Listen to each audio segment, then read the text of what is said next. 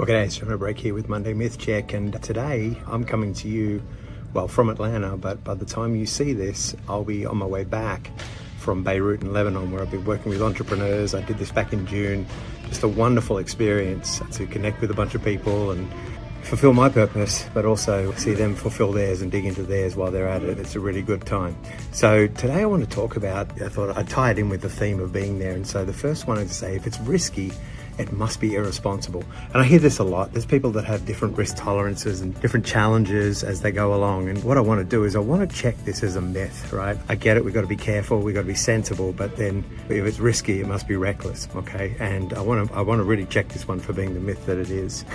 So if risk is not equal to recklessness, if we calculate the risk, and a good entrepreneur knows how to do that, then that's not reckless. But you still got to take a risk. You still got to do some things that may involve stepping out, risking some things, risking money, risking a reputation, those sorts of things. But you always do it in a calculated way. And so just simple things on this trip where I checked in with immigration, I checked in with my attorney, I got good counsel around me in terms of should I do this, should I go? And the feedback was a resounding yes. So that's one thing there. The second one is avoiding risk often creates more long-term danger, okay? Now, the whole idea that if we just constantly avoid risk, we can stagnate, we can get lost, we can just not feel like we're fulfilling a purpose. It's funny when I find this when I'm doing strategy, for example, when we say, okay, look, if it doesn't make you a little bit uncomfortable or a lot, then it's probably not a great strategy, because this stuff should stretch us, it should grow us. It's how we grow. You grow in tension, you grow through stretching, you grow through uncertainty.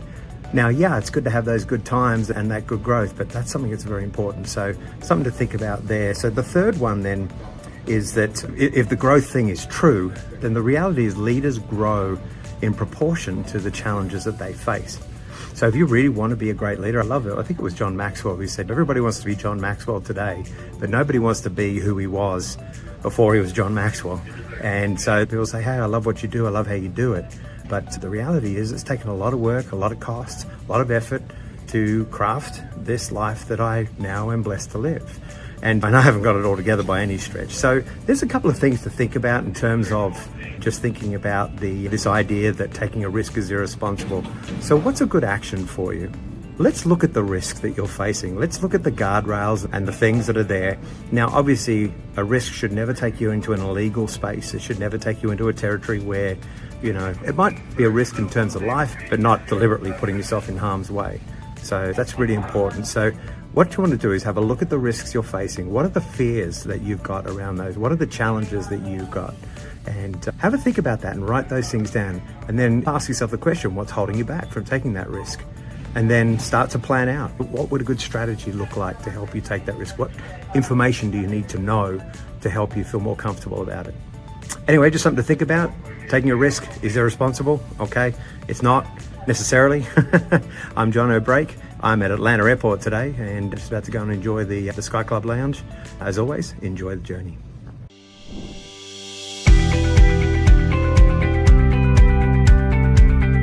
Well, g'day, it's Jono Break here today, and I want to quickly talk to you about self-awareness in leadership and a DISC program that I'm launching. So one of the areas that I'm really well trained in, worked in for 15 to 20 years, is this assessment tool called DISC. And it basically helps you understand how people behave, how they interact with each other, how they connect, how they disconnect as well, how they can handle conflict, how they coach, how they guide, all these different things.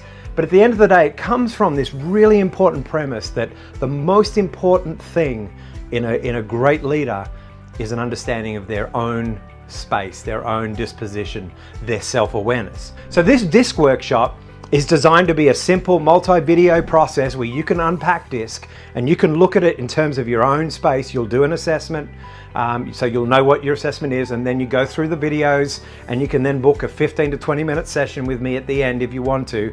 But then also think about, okay, how does this apply to my team? And should we be doing this into your team? But this is where we're at today. I want you to think about coming and doing this DISC workshop with me.